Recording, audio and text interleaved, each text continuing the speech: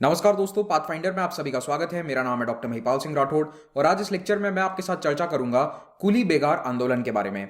तो यहाँ पाथफाइंडर पर मेरा ये टारगेट रहता है कि मैं आपको हिस्ट्री के उन अनछुए पहलुओं से भी वाकिफ कराऊं जिनके बारे में किताब में आपको शायद कोई जानकारी नहीं मिलेगी, हो भी नहीं सकती, क्योंकि किताबों में सब कुछ आ जाएगा तो फिर किताबें इतनी मोटी हो जाएंगी कि आप लोग उन्हें पढ़ेंगे नहीं। तो इसीलिए कुछ जानकारियां हमें इंटरनेट के माध्यम से और इस तरह की क्लासेस के माध्यम से लेनी पड़ती हैं। तो कूली बेगार आंदोलन को एग्जैक्टली 100 साल हो चुके हैं। 1921 में यह आंदोलन हुआ था और यह इतना सफल था और इतना शानदार तरीके से आयोजित किया गया था कि इसने अपना टारगेट अचीव कर लिया बिना एक भी रक्त की बूंद बहाए। So it was a bloodless revolution. Gandhi ji ने इसे कहा था रक्तहीन क्रांति। तो ये रक्तहीन क्रांति का जिक्र अभी रिसेंटली हमारे प्रधानमंत्री जी जब उत्तराखंड में थे तब उन्होंने भी अपनी एक रैली में इसका जिक्र किया। और उत्तराखंड पीसीएस वाले लोगों के लिए तो ये बहुत ही इंपॉर्टेंट है। एग्जाम्स में डायरेक्टली सवाल आ चुके हैं। ये यूके पीसीएस का एग्जाम असिस्टेंट ऑफिस असिस्टेंट का पेपर है। उस पेपर में डायरेक्टली 2 क्वेश्चन आ रखे हैं इस टॉपिक से रिलेटेड। तो इन दोनों के आंसर्स आपको मिल जाएंगे लेक्चर के अंत तक। तो देखिए, कूली बेगार या कूली उतार मूवमेंट एक अहिंसात्मक तरीके से चलाया गया आंदोलन था जो उत्तराखंड के कुमाऊं क्षेत्र में चलाया गया। और कुमाऊं में भी स्पेसिफिकली बागेश्वर टाउन का नाम आएगा। और तब उत्तराखंड यूनाइटेड प्रोविंसेस का पार्ट था ब्रिटिश इंडिया के दौरान। अभी आपको सब समझ में आ जाएगा। आगे बढ़े उससे पहले आपसे रिक्वेस्ट करना चाहता हूं कि पाथफाइंडर को सब्सक्राइब जरूर करें। और अगर आपको लेक्चर्स के पीडीएफ डाउनलोड करने हैं तो हमारे टेलीग्राम चैनल से डाउनलोड कर सकते हैं। मेरे सभी लेक्चर्स के अपडेट्स आपको मेरे टेलीग्राम चैनल पर भी प्राप्त हो जाएंगे। इस रविवार को होने वाले अनअकैडमी कॉम्बैट में हिस्ट्री क्वेश्चंस मेरे द्वारा बनाए गए हैं। कॉम्बैट में हिस्सा लेकर अच्छे स्कोर को हासिल करके आप स्कॉलरशिप्स जीत सकते हैं। तो do take part in this combat and अगर कहीं एनरोलमेंट कोड मांगा जाए तो you can use this code. देखिए, उत्तराखंड राज्य में 2 बड़े बड़े ज्योग्राफिकल डिविजन्स हैं। तो ये वाले जो डिस्ट्रिक्ट्स हैं ये कहलाते हैं गढ़वाल क्षेत्र और ये है कुमाऊं क्षेत्र। कुमाऊं में पिथौरागढ़, बागेश्वर, अल्मोड़ा, नैनीताल और उत्तम सिंह नगर जैसे डिस्ट्रिक्ट्स आते हैं। तो कूली बेगार आंदोलन मेनली कुमाऊं क्षेत्र में हुआ था और उसमें भी बागेश्वर, अल्मोड़ा जिले इसके फोकस पॉइंट थे। अब ये पूरा क्षेत्र आप देख सकते हैं कि हिमालय पर्वत की गोद में है, बसा है। तो यहां पर ग्रेटर हिमालयज हैं, मिडिल हिमालयज आप देख सकते हैं। और इन सभी पहाड़ों को सर्वे करने के लिए ब्रिटिशर्स यहां पर काफी आया जाया करते थे 19वीं सेंचुरी में। तो 19वीं शताब्दी के पहले तो अंग्रेजों का यहां पर कुछ आना जाना नहीं था, लेकिन 1820s के बाद में जब बेसिकली नेपाल से ये क्षेत्र इन्होंने अपने पास ले लिया था after the war with Nepal, तो यहां पर आना जाना अंग्रेजों का बढ़ गया। और पहले कोई सड़कें नहीं थी, कोई गाड़ियां नहीं थी। तो उस समय जब ब्रिटिश ऑफिसर्स या फिर ब्रिटिश सर्वेयर्स यहां आया करते थे तो उनका सामान ढोने के लिए उन्हें लोग चाहिए थे। व्यवस्था ये थी कि पहाड़ों में हर गांव के मुखिया को यह जिम्मेदारी दी गई कि आप एक रजिस्टर मेंटेन करिए और उसमें नाम लिख के रखिए कि गांव के ये लोग हैं। जब भी अंग्रेज अफसर आएंगे आपके गांव के आसपास तो आप उनका सामान उठाकर उन्हें आगे पहुंचाएंगे। तो मान लीजिए कि किसी के गांव से 10 किलोमीटर पहले अंग्रेज आया तो वहां तक जाओ, उनका भारी भरकम सामान उठाओ और आगे 10 किलोमीटर तक छोड़ के आइए। यानी कि 20-25 किलोमीटर जो आपके गांव के आसपास का क्षेत्र है, जो परिधि क्षेत्र है, वहां पर अंग्रेजों का सामान ढोना गांव के लोगों की जिम्मेदारी है। और इसके लिए कोई पैसा नहीं है और ये काम करना जबरदस्ती है। और ये लोग अवेलेबल रहें, इसकी जिम्मेदारी गांव के मुखिया को दे दी गई थी। तो कुल मिलाकर लोकल किसान जिन्हें अपनी खेती बाड़ी छोड़कर ये काम करना पड़ता था तो उनका काफी शोषण हो रहा था। पैसा तो ऑफकोर्स इसके बदले में कुछ था नहीं और अंग्रेजों का सामान बहुत ज्यादा होता था। कई सारे British official, soldier, mountaineers, surveyor यहां पर आया करते थे और सर्वे इक्विपमेंट काफी भारी सामान होता है, उसके लिए वो सभी सामान इन लोकल लोगों को यहां पर अपने कंधों पर ढोकर आगे पहुंचाना होता था। और केवल ये काम नहीं है, आप उनके अंग्रेजों की खाने पीने की व्यवस्था भी करिए, क्योंकि वो इतना दूर हैं अपने होम स्टेशन से या जो भी एरिया जहां से आए हैं। तो उनके लिए दूध, सब्जी और ताजे फल लाने का काम भी इन लोकल गांव के लोगों का होता था। तो अब ये व्यवस्था देखो किसी ना किसी हद तक पहले भी मौजूद होती थी। जब वहां पर प्रिंसली स्टेट वाला टाइम था या गोरखा का जब यहां पर राज था, गोरखा एम्पायर का, उस समय भी ये व्यवस्था होती थी, लेकिन तब इतना शोषण नहीं था। Definitely this system was there, लेकिन अंग्रेजों ने क्या किया, पहले तो आकर इस सिस्टम को बंद कर दिया। फिर उन्हें प्रॉब्लम्स आने लगी तो उन्होंने इस सिस्टम को फिर से चालू कर दिया और इसको ऑफिशियल बना दिया कि ये सिस्टम जरूरी है और हर गांव के मुखिया को रजिस्टर रखना पड़ेगा कि रोटेशन से आप इस व्यक्ति को ड्यूटी पर लगा रहे हैं। अब इसमें प्रॉब्लम यह आने लगी कि जो लोकल जमींदार थे उन्होंने इस सिस्टम को अब्यूज करना शुरू किया। अंग्रेजों के काम के साथ साथ वो अपना काम भी करवाते थे और एक तरह से ये स्लेवरी या गुलामी प्रथा की शुरुआत हो जाती है। तो it was kind of like slavery कि आप अपना काम भी करवा रहे हैं, अंग्रेजों का भी करवा रहे हैं। तो इससे समाज के कई वर्गों का शोषण होने लगा। जो समाज का पिछड़ा वर्ग है उस पर ऑफकोर्स ये ज्यादा बोझ आता था और उसके बदले में कोई पैसा भी नहीं मिल रहा है। तो ये प्रैक्टिस धीरे धीरे लोगों को शोषण वाली प्रैक्टिस लगने लगी एंड ऑफ कोर्स इसके खिलाफ आवाज उठी। तो 20वीं सदी की शुरुआत आते आते यानी कि 1901 1902 के आसपास लोगों ने इसके खिलाफ आवाज उठानी शुरू करी। लेकिन शुरुआत के 15-20 साल इतना बड़ा आंदोलन नहीं होता है, लेकिन फिर भी ये आवाज उठनी तो शुरू हो ही गई थी। और इस बीच अंग्रेजों ने इस प्रैक्टिस को कंपलसरी कर दिया था कि कुमाऊं डिवीजन के सभी लोगों के लिए ये प्रैक्टिस कंपलसरी है। कंपलसरी होने के कारण कुमाऊं के ज्यादातर किसान इससे बहुत ही परेशान थे और उनसे केवल सामान ही नहीं उठवाया जाता था, बल्कि अंग्रेजों का कचरा उठाकर फेंकना या फिर उनके कपड़े धोना, जूठन धोना, इस तरह के काम भी करवाए जा रहे थे, जिससे लोगों में काफी रोष व्याप्त था। एक और प्रॉब्लम थी जो इस पूरे आंदोलन का कारण यह भी बना था कि 1865 में अंग्रेजों ने एक फॉरेस्ट एक्ट पास किया। उसके बाद 1878 में फिर से एक नया कानून आता है।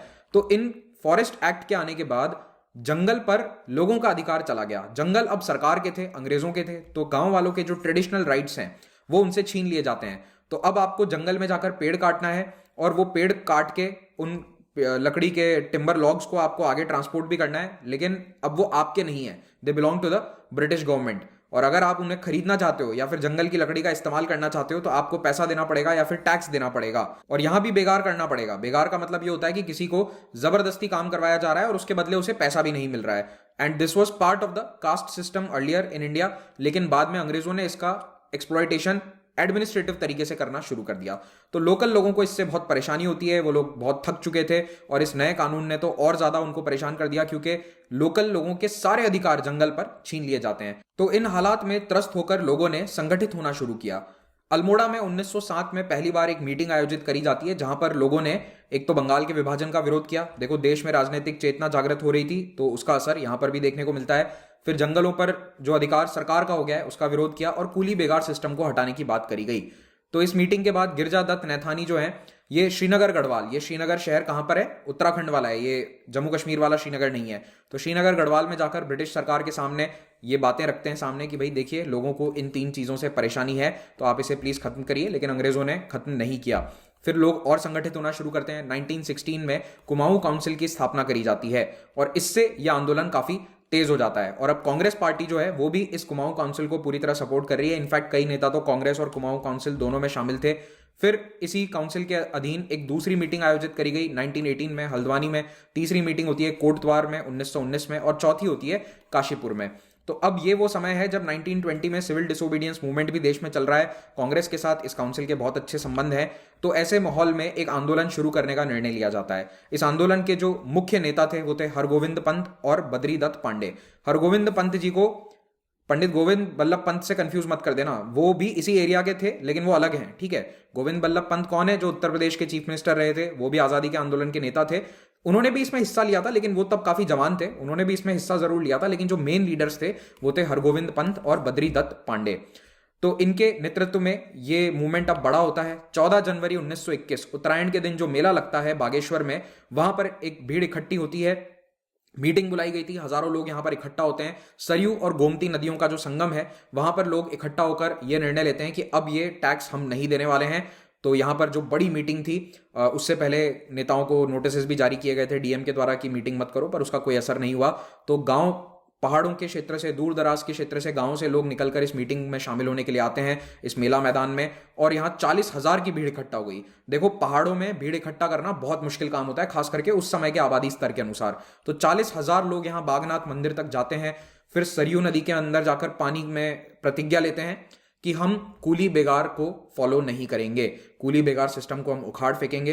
तो इसके बाद बद्रीदत्त पांडे जो हैं, सबसे पहले इन्होंने प्रतिज्ञा ली थी कि मैं कूली उतार या कूली बेगार इस सिस्टम को फॉलो नहीं करने वाला हूं। फिर उनके पीछे सभी लोगों ने प्रतिज्ञा ली। उसी का एक यहाँ वॉल पेंटिंग आप देख सकते हैं। तो इधर यहाँ भीड़ इस प्रतिज्ञा को ले रही थी नदी के किनारे, और दूसरी तरफ अंग्रेज ऑफिसर्स या पुलिस ऑफिसर्स वेट कर रहे थे कि अगर भीड़ कुछ भी हिंसक करती है तो उनके खिलाफ फायरिंग शुरू करी जा सकती है। इनफैक्ट बाद में अल्मोड़ा डिस्ट्रिक्ट के डिप्टी कमिश्नर ने अपनी रिपोर्ट में लिखा भी था कि मैं फायर ओपन करना चाहता था भीड़ पर, लेकिन मेरे पास लोग कम थे और यहाँ भीड़ ज्यादा थी, तो इसीलिए मैंने गोलियां नहीं चलाई। अगर गोलियां चल गई होती तो शायद यहाँ भी एक बहुत बड़ा नरसंहार हो जाता, लेकिन ऐसा कुछ हुआ नहीं, थैंकफुली।